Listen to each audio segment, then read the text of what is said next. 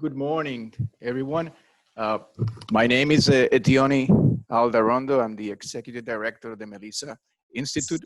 I want to welcome you all to this special event. As some of you know, the Melisa Institute is a nonprofit organization that for the past 24 years has been at the forefront in the use of science for the prevention and treatment of violence at home and in schools and communities. We take pride in educating and activating all sectors of society to prevent violence through research-based programs, trainings, and forums with top scholars like the one that you're about to see today. As you can see, this event is free of charge. Our work is made possible by the generous support of people like you, and we need your financial support now more than ever. Thanks to those of you who have already sent their donations, and to those of you who have not, we encourage you to donate at any moment you're in a position to do so. Today's event is special for various reasons. First, today marks nearly 4 months since the COVID-19 pandemic became the most impactful health crisis of our lifetime and an integral part of our daily lives. Second, today makes 26 days since Mr. George Floyd was murdered, rekindling long-standing concerns about racial injustice, economic inequality, and the harmful use of force by police in this country. Third, and as if it had been planned by a force much greater than ours, today is Juneteenth, also known as Freedom Day, a day commemorating the emancipation of enslaved African Americans in the US. We hope that today's events help us pause for a moment and provide us an opportunity to make sense of where we are and how to move forward in our joint and humble efforts to restore the world. With this purpose in mind, it is my pleasure to introduce you to today's distinguished speaker, Dr. Ervin Staub. Dr. Staub is Professor Emeritus and Founding Director of the Psychology of Peace and Violence program in the Psychology Department at my alma mater, the University of Massachusetts in Amherst. You can learn more about Dr. Staub's stellar academic career in our registration materials, as well as visiting our website. Now, I'll leave you with Dr. Ervin Staub.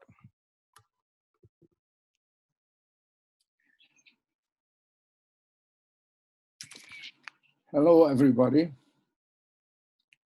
It's very nice to see you all. I am talking to you from my study in Holyoke, Massachusetts. As you can see behind me, this is a little bit like a womb, my second womb. I am glad that you cannot see my desk because that's a little bit too much of a womb. It's a pleasure to speak to you today. We are facing such challenging times in this country and actually all around the world. This talk has two primary things. One of them is the question, what leads to hostility and violence, especially between groups, and especially very intense violence? And the second one is, how can we prevent violence and promote positive relationships and peace between groups? I have studied these things forever, and my understanding of the roots of violence comes from my study at many extremely violent places.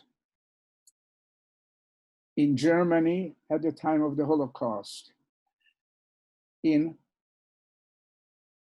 Turkey at the time of the genocide of the Armenians, in Argentina at the time of the so-called disappearances, where many people were jailed, killed, dropped from helicopters into the sea. In Rwanda, where my associate Lori Perlman and I and other associates have worked for many years. I went there first in 1999, and Both of us have gone there about 17 times for 3 weeks periods, mostly together, sometimes separately.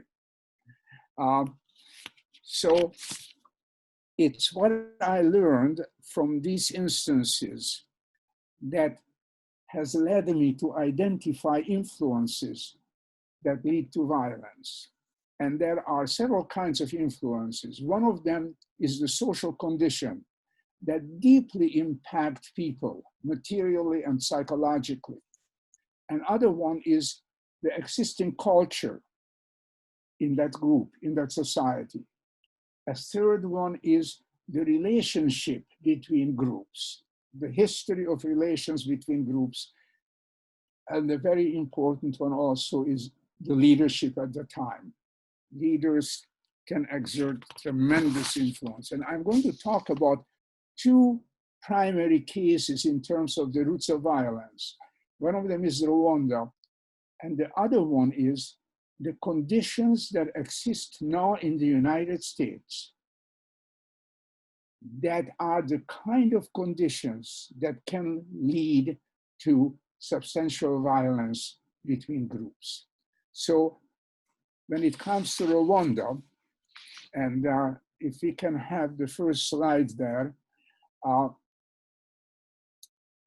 there are about 700,000 Tutsis and about 50,000 Hutus who were killed in a genocide between April and June 1994. When I first got there in 1999 to work on healing and reconciliation, one of the first things that an associate of ours, who was then the head of the ruling party, and then later became foreign minister and various other jobs in the government, took us to this school where about 32,000 people were killed. And I have photos of this, but I am not cruel enough to show you these photos. Some of these people were taken out of mass graves and laid out on planks as a memorial to what happened there. And the one person who was there, who was around, was a man with a hole in his head, and he was one of the survivors of this. And the schools were one of the places where in past times of violence, people could take refuge, but not this time. People were killed in schools. People were killed on roadblocks. People were killed in churches, and often high-level church leaders kind of opened the doors for perpetrators to come in. But I also met a bishop at a widows group that I visited who endangered themselves to save lives. He had people in his trunk driving through roadblocks, and his trunk was not opened because he was a bishop. And people were also killed in their homes. If I could see the next slide. This is a picture of Ophélie, the 2-year-old birthday of our research assistant Solange. And neighbors came into Solange's home and killed all the men there. And then other neighbors came in and wanted to kill the women. And the people who killed the men stopped them from killing the women. It was just insane there. So how do these things come about? Well, I have a summary term. I mean, we can go back to the other screen. I have a summary term, which I call difficult conditions of life. And that summary term refers to a number of different things. One of them is economic deterioration. Now, economic deterioration Uh, no, wait, we can, that comes later, the slide. So just, my picture, if I could. So economic deterioration is not the same as poverty. Poverty does not have this effect. But when things get worse, it does have this effect. In Rwanda, for example, there was a decrease in the international markets of its two primary exports, tin and coffee. And that had devastating effects on this very poor country. People were standing around without jobs, unemployed young men. In the United States right now, we have a similar economic deterioration having to do with the coronavirus. Huge numbers of people who are unemployed. Now, there are two things that are happening here. One of them is that we are a wealthy country in contrast to a very poor country, but still many people are deeply affected. The other one is that financial help by the government helps some. Now, it's complicated because people are still standing in long lines trying to get various kinds of help that supposedly they are entitled to. If I was in the government and had power, I would have done one other thing, and that is to create the kind of work programs that FDR created. It gives people a sense of meaning, a sense of participation. They are part of the nation. They are working together. They are joined together when there are such work programs. And the country desperately needs it because our infrastructure is just a mess. So a decline in economic conditions. Another one is political and social disorganizations and great social changes. I don't have time to really go into this, but there was a lot of this political and social disorganization in Rwanda to a very huge extent. We also have this.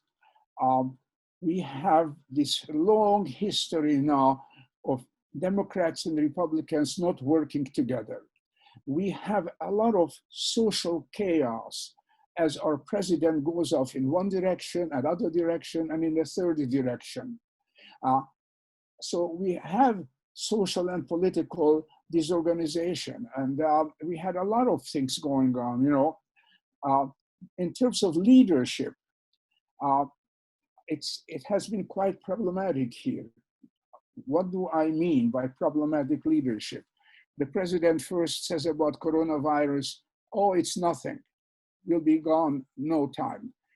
Then he wants the country to open up. He says, oh, it's already gone.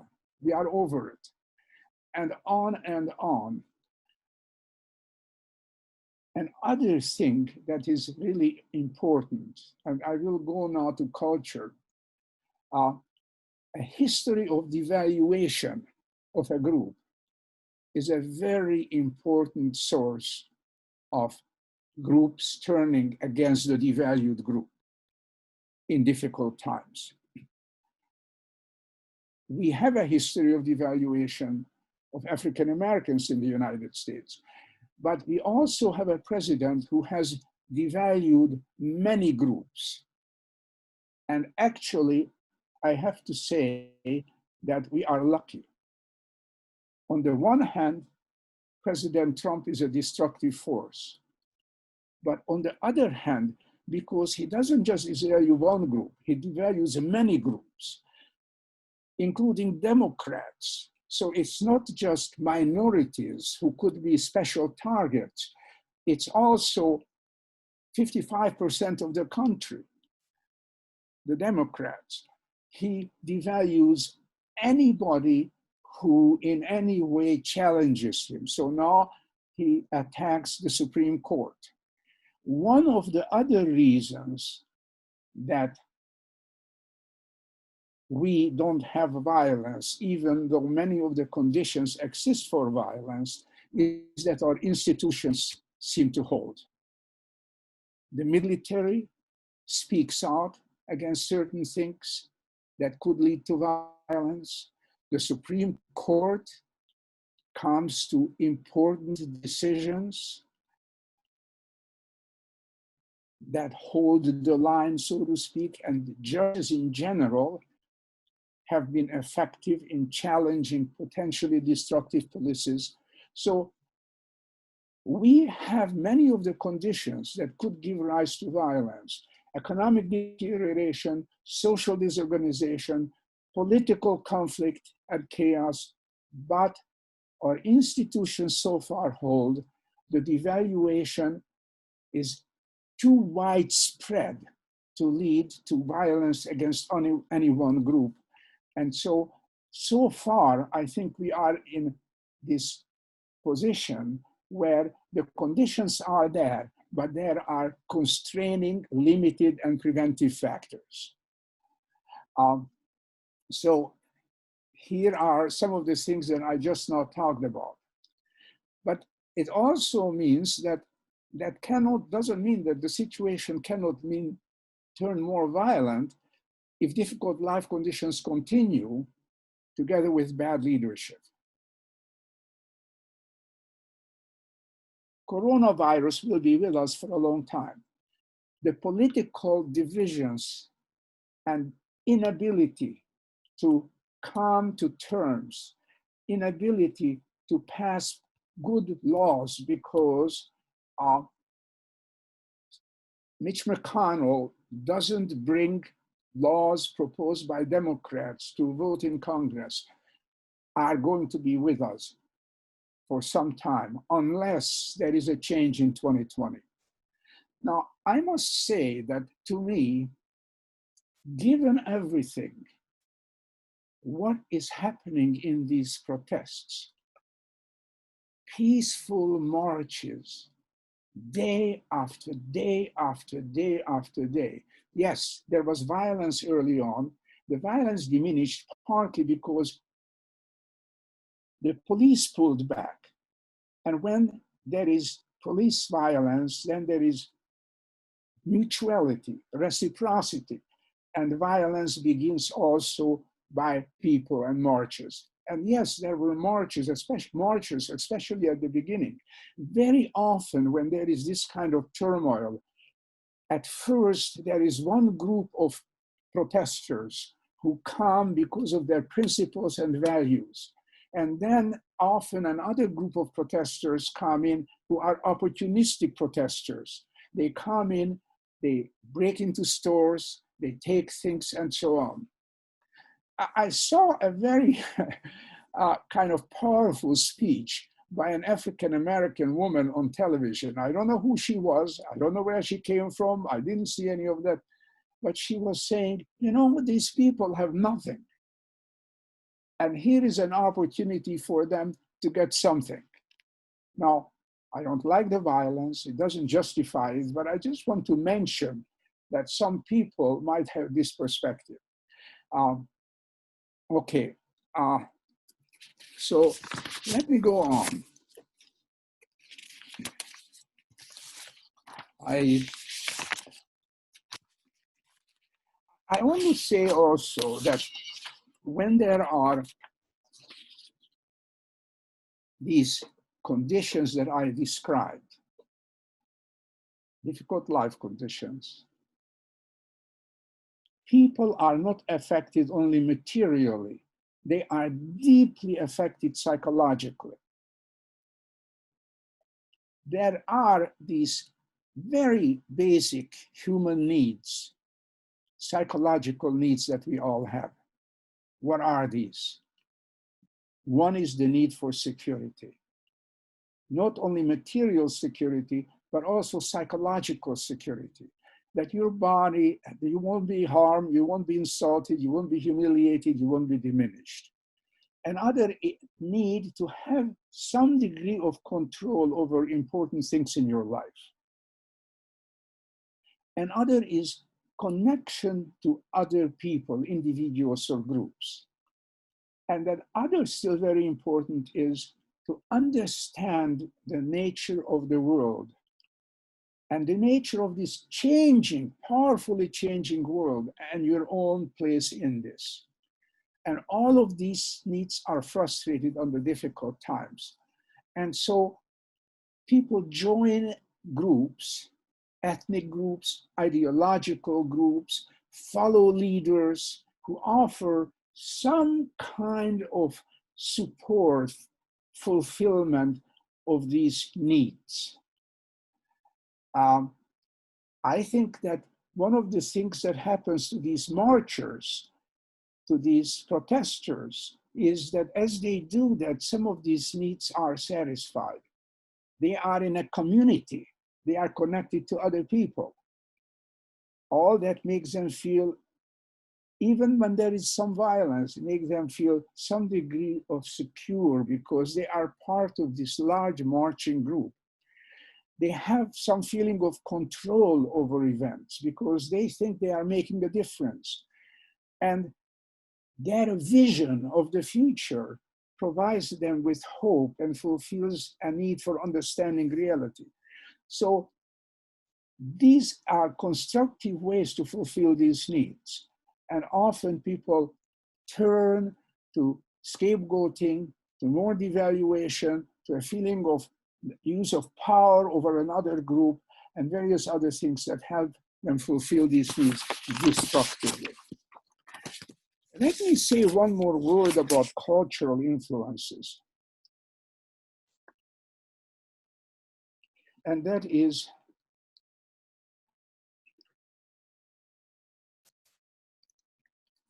devaluation is very powerful, and there are many forms of it.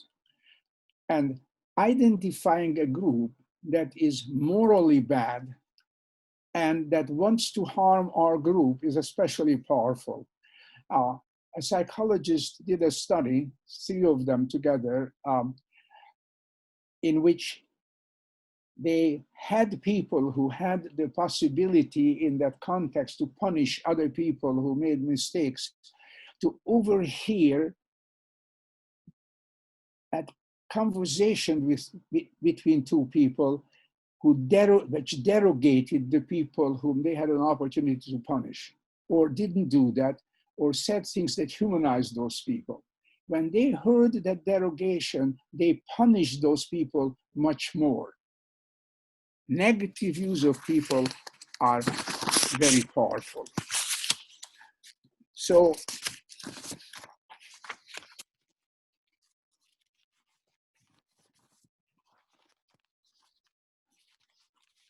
an other element of this thing that I'm talking about is that when there is an evolution of violence, usually when people harm others, they change as a result. They devalue those who harmed more. They find good reasons, higher values to harm them. And so they are more likely to harm them again, both individuals and groups. There is this evolution. And in order to prevent this, to inhibit this evolution, it's extremely important for bystanders to act, to speak out against it, to take action against harmful actions. And usually bystanders remain completely passive in the course of this evolution. Often, once a genocide or mass killing starts, then a very small number of people become rescuers. And these people endanger themselves and even their families in order to help. So one question is, what can bystanders do now with the restrictions due to the coronavirus? Well, you can call people you know, even if you know them just in a limited way, perhaps especially them, and engage with them, mainly not by telling them what you think and what is right, by asking them questions. I have found that very powerful to just ask people, what do you think? And what is your of this? And what is your of that? And by your questions, you can show what you think and what you believe, and you can move the conversation forward. Let me also suggest a ridiculous thing in this context, maybe a surprising thing. I used to teach this course of the psychology of good and evil. And usually there were 300 people in it because that was the number of people that were, number of seats in the classroom. And I suggested to them at some point that they try to get some little thing for somebody who wouldn't expect it for them and bring them this present. Knock on their door and say, I was at the store and I thought of you and I bought this for you, and give it to them. And they reported that many times this was the beginning of a relationship. So I think that you can also begin this kind of thing with something like that. It's unusual, but it seems very effective. So try to get other people to vote and vote yourself. Join letter writing campaigns. Write a huge number of letters to editors. Even if they don't publish it, by expressing your view, it can affect their editorial policy. Write or call politicians, local, state, national. We can have powerful effects on the local level. Support organizations to do what you believe in they should. And if you are young and strong enough, protest, march. So I am going to go on briefly to talk about an intervention before I even talk about some of our work in Rwanda, an intervention in Amsterdam. In Amsterdam, two people, a Somali refugee, Hirsi Ali, who became a member of the parliament, and a television journalist, Van Gogh, some grand relative of the painter Van Gogh, created a program about the mistreatment of women in Islam. And the program started showing the back of a naked woman with quotations from the Quran on it. And this infuriated many Muslims. And the Muslim man killed Van Gogh and left a note threatening Hirsi Ali. And this was followed in this normally very peaceful country and city, Amsterdam, with hundreds of instances of violence against property, Muslim schools, mosques, and then churches in response to that.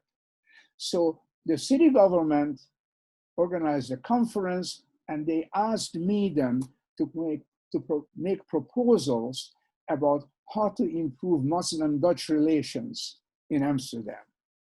And I created I created 11 proposals. And I will read one or two to you. Like proposal, I don't know, just randomly, proposal 7.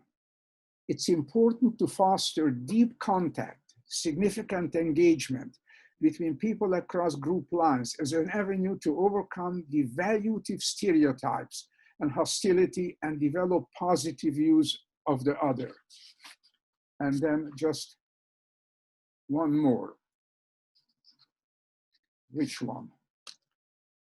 Provide training to political, civil, and religious leaders that help them lead their group to engage constructively with the other group.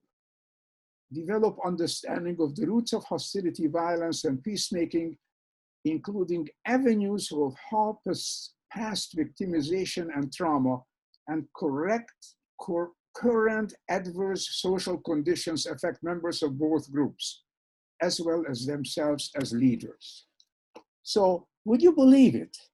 The city government created a number of events in the city based on these interventions. And one member of the city government wrote an article about this, following up my article. Both were published in Peace and Conflict. And so here is one. In Amsterdam, a debate exhibition and study center of Islam will be funded. The center will facilitate the debate and so on. During Ramadan, the Ramadan festival took place, funded by City Hall, and consisted of many meetings and debates about Islam in the Netherlands. Part of the festival included Muslim families inviting non-Muslims to share dinner with them after sunset.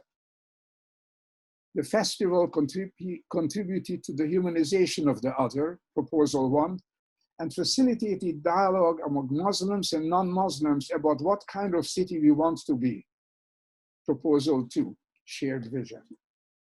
So I am telling you about this because it is possible to do this here at home.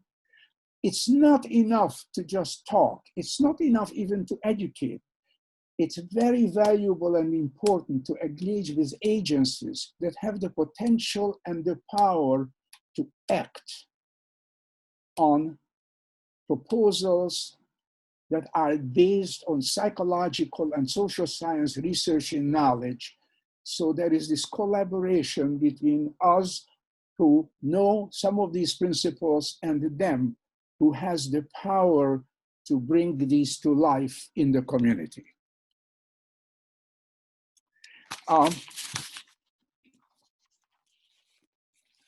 So I want to mention that in Rwanda, we did many trainings with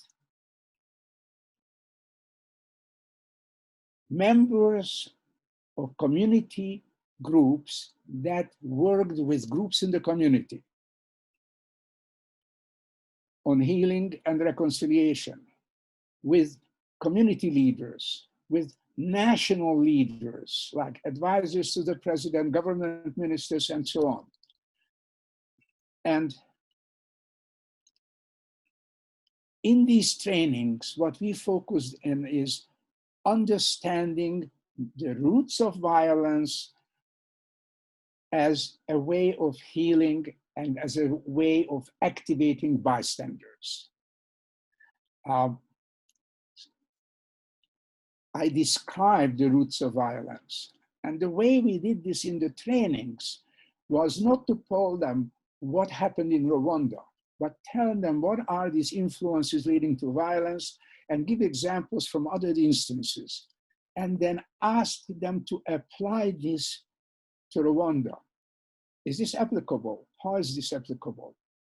And I believe that this procedure is very important because it leads to experiential learning, people applying principles to their own experience.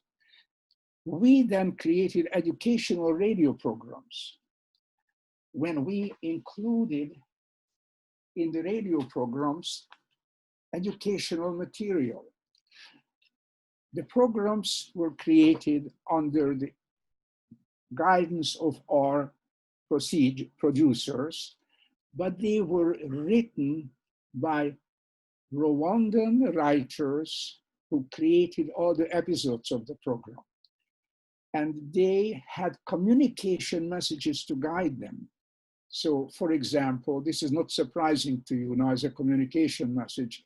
Devaluation increases the likelihood of violence, whereas humanization decreases it.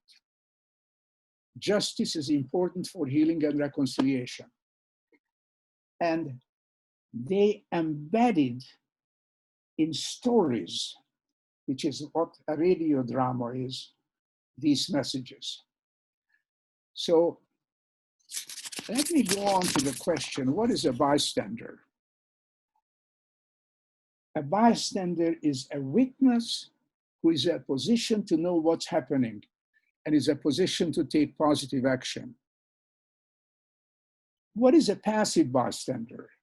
What we saw in the killing of George Floyd, the other officers Actually, one of them said something, but that's all he did. Then it didn't make a difference, didn't say anything more.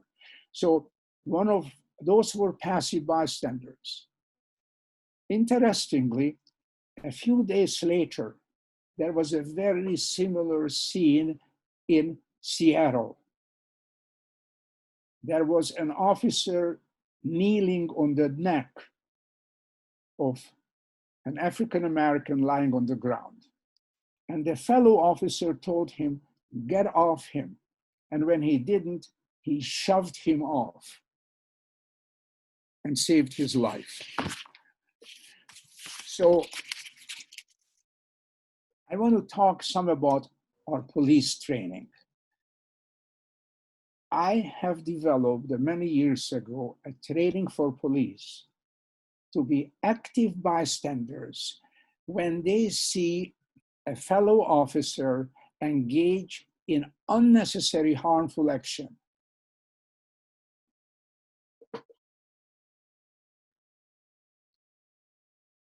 This training was completely adopted by the city of New Orleans that had a very bad history of unnecessary violence against citizens.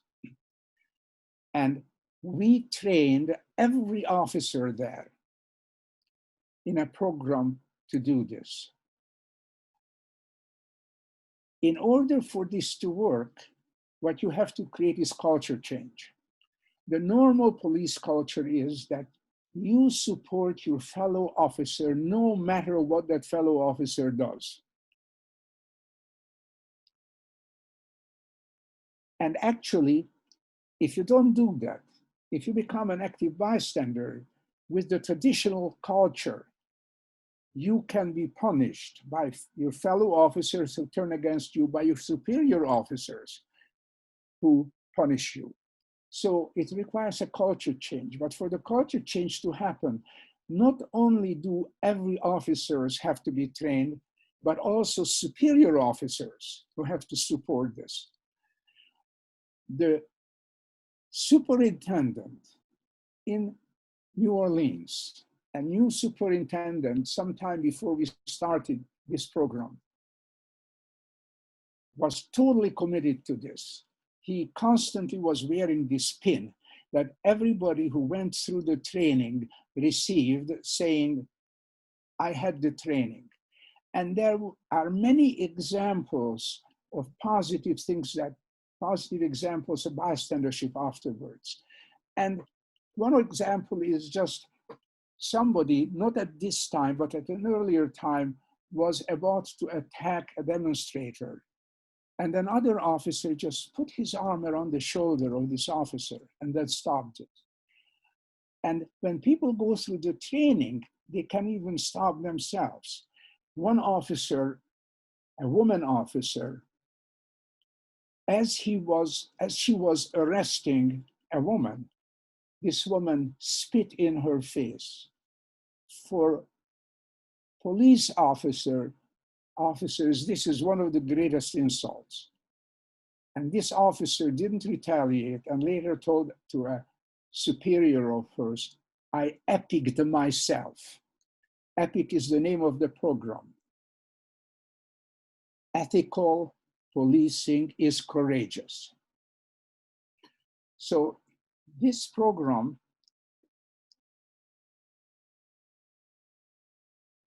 sorry, I'm trying to track my time here, even though I started tracking it a little bit late, but I'm trying to track my time. So this program, the training involves helping officers understand why they may unnecessarily harm someone, helping them understand where devaluation of particular groups of people may come from. Often such devaluation becomes part of the whole group, helping them understand how that happens. It has a variety of elements, and so altogether, it seems to make a big difference. And there are a variety of things now in process. We had two conferences, one in 2018 and one in 2019. Because of this training received a lot of media attention. 170 high-level police officers came to these two trainings to be introduced to this program. My associates and I have done elements of this training elsewhere. Right now, it is in process to create an organization to advance this training everywhere. And we are receiving a lot of requests right now for this training, not surprisingly. So I am going to make now a big shift. How do we create caring and helping and active bystandership? One way it is to create such trainings for police and for other organizations. Another important way is to raise caring and nonviolent children. And the third important way is to promote altruism born of suffering. Well, you know, children are like sponges. They go where adults lead them, not just by words, but by experience, how they are treated. So love and affection are crucial elements. If you are treated with hostility and anger, and then you are told to help others, what happens is what happened in a study that my former advisor and friend at Stanford and one of my fellow students there did, which is kids were doing what the adult was doing and teaching other kids to do what the adult was saying.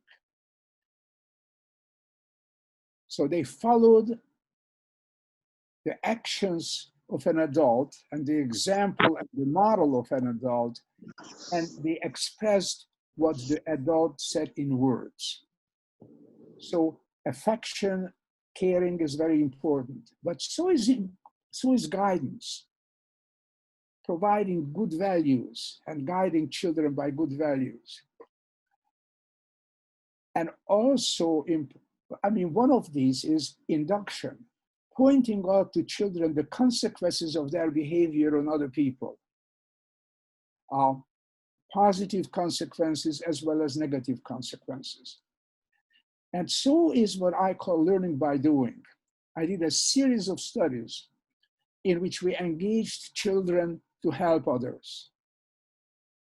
And not surprisingly, the children who engaged in helping others versus the children who engaged in very similar activities that did not involve benefit to others were later more helpful. They made packages of materials for poor hospitalized children. They did other positive things. So I was talking about a negative evolution earlier. There is also a positive evaluation. If you get people engaged in helping others, they are more likely to become helpful. And that can extend. And I found in analyzing the behavior of rescuers, the people I mentioned before who endangered themselves to save lives, I found that they also learn by doing. And finally, very briefly, I want to mention altruism born of suffering. It used to be that people studied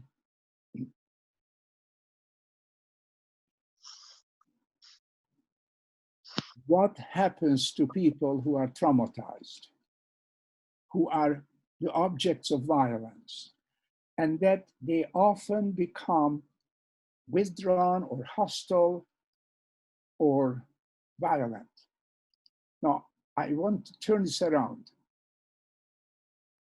Not everybody at all is like that who has been traumatized, but most of the people who are violent, who are in prison, for example, for crimes of violence, are people who have been the objects of violence and badly treated. So at some point, I developed a questionnaire for Psychology Today, and 7,000 people returned it, and many of them wrote letters. And a number of them wrote in letters that I am helping people, I want to help people because the way I was harmed. And so I began to study how altruism can be born from suffering. And we did extensive research on it. We explored how this happens. And we found that most likely a few things lead to altruism after suffering. One, while you suffer, some people in some way reach out to you and try to help you. Two, it helps if you can help yourself. Three, trauma is not just what happens at a traumatizing experience, but what happens afterwards. If people surround you with caring and love, that can contribute to altruism born of suffering. And finally, all this can lead to the beginning of helping and an evolution of caring and helping. And thank you very much for taking the time to listen to me. Unfortunately, my little clock did not come up when it was supposed to, but it was very nice to talk to you, and I hope that I am going to get very soon some questions. Are there certain psychological traits that define leaders that encourage division and violence? Well, yes, certainly there are characteristics of leaders.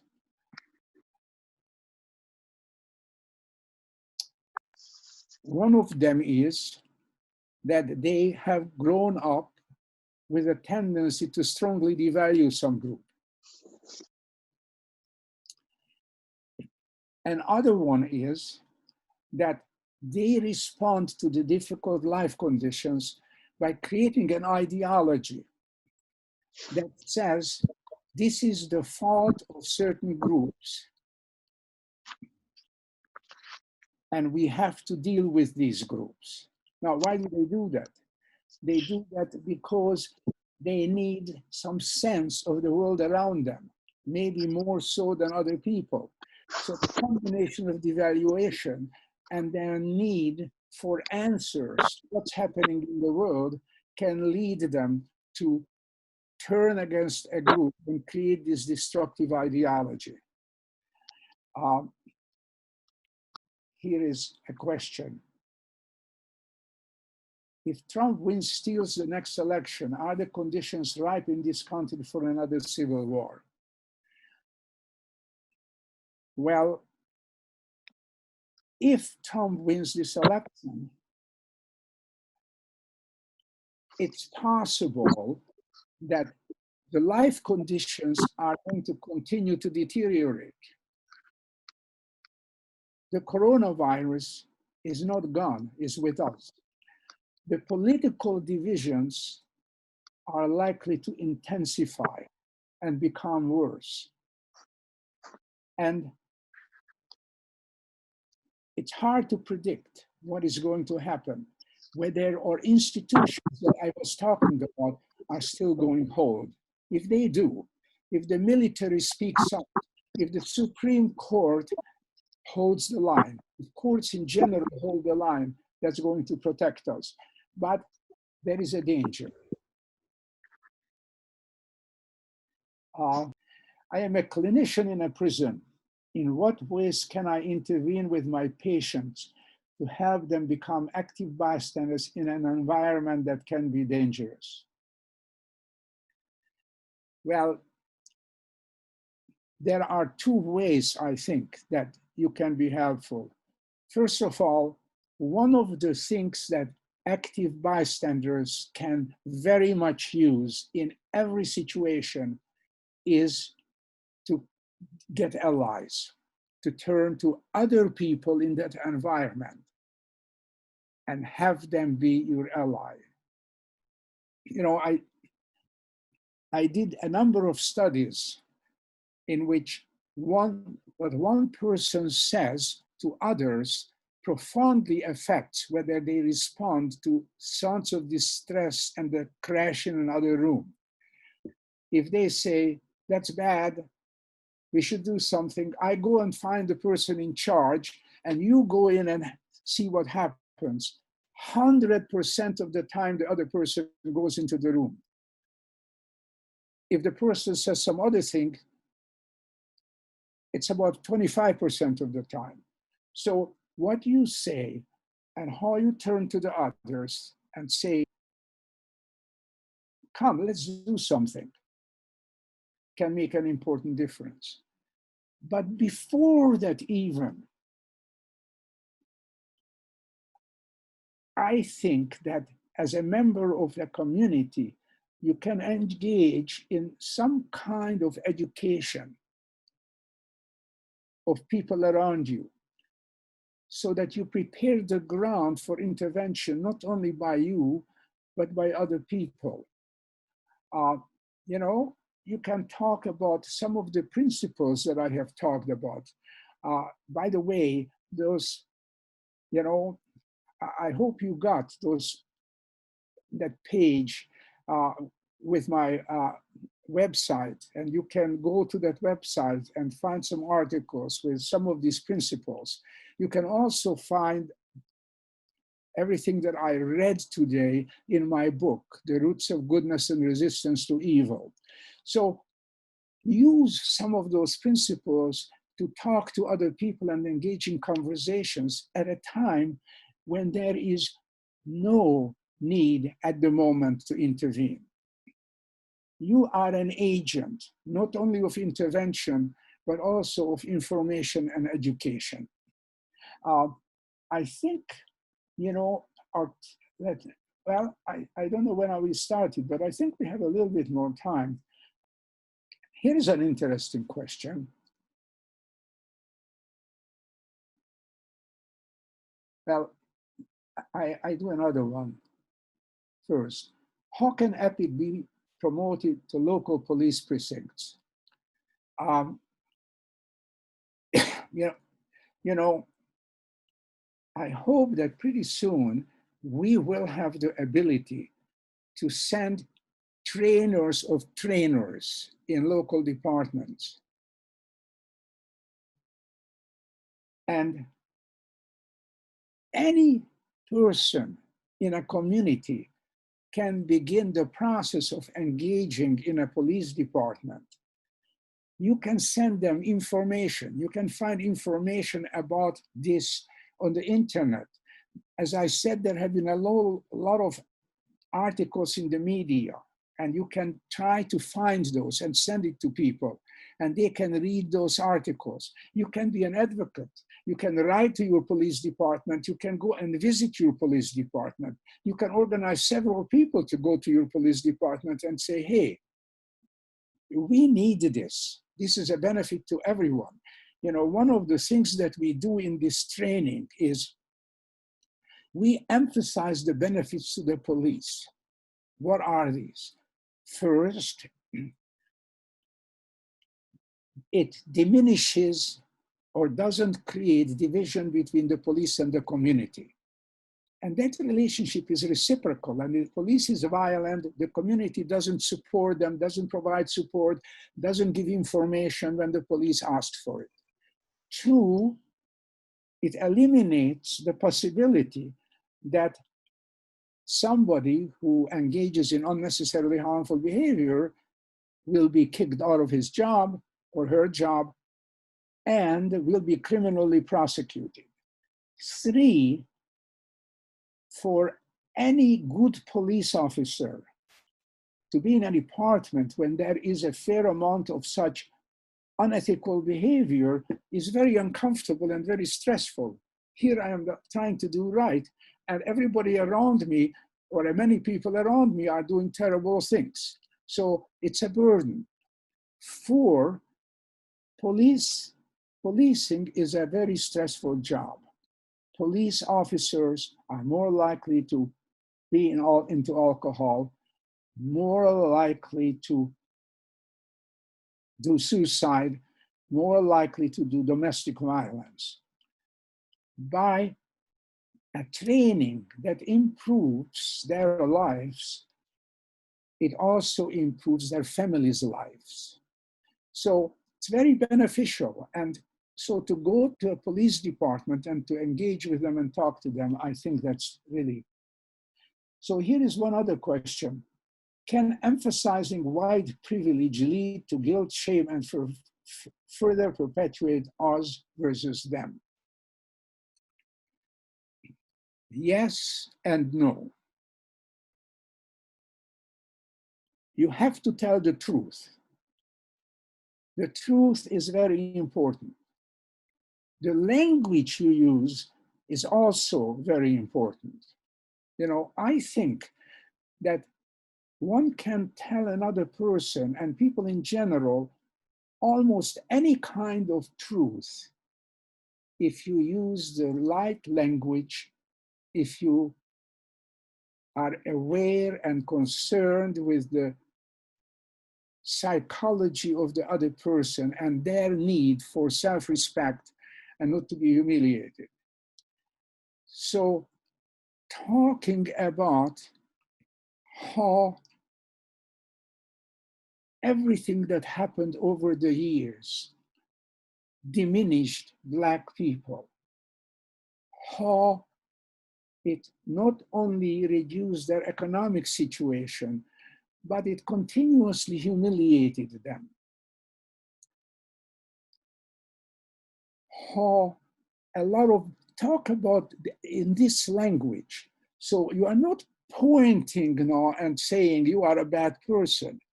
You are talking about the need and the circumstances of the people who have been victimized and who have been affected by this long history, including in the realm of education. Do you think that doesn't have continuing effect, that African Americans could be killed for learning to read? And how later on, when African Americans were lynched a fair amount, you could be lynched because you started a successful business and a white businessman who had the same kind of business accused you of doing some kind of a crime by like approaching a white woman that led to lynching you and therefore getting rid of a Black competitor.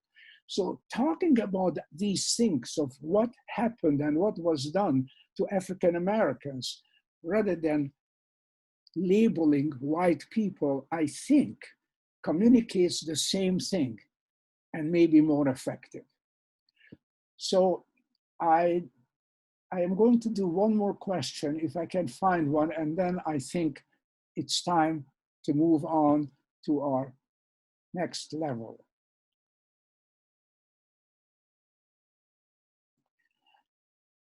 So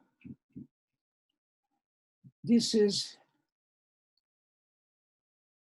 a good question. It's a challenging one.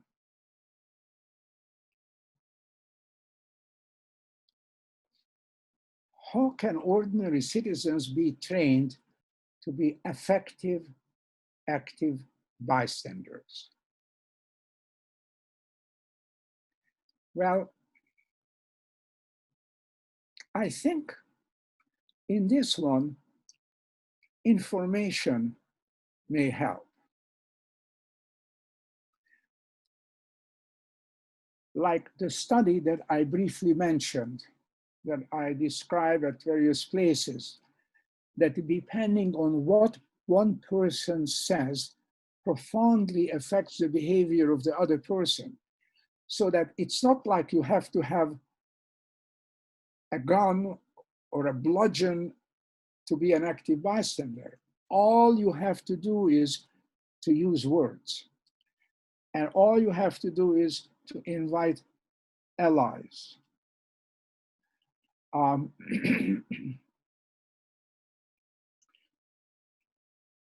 So also the example of the great power of active bystanders. You may have seen well, I'm not going to talk about that because he put himself into great danger, but I don't know if you heard about Ron right now. He was a soldier in Vietnam. He was not at My Lai, where one of our military units was told to go into a village and fight the Viet Cong who was there. They went into the village, no Viet Cong, just old people and women and children. And they proceeded to kill in connected villages, I think about 350 people.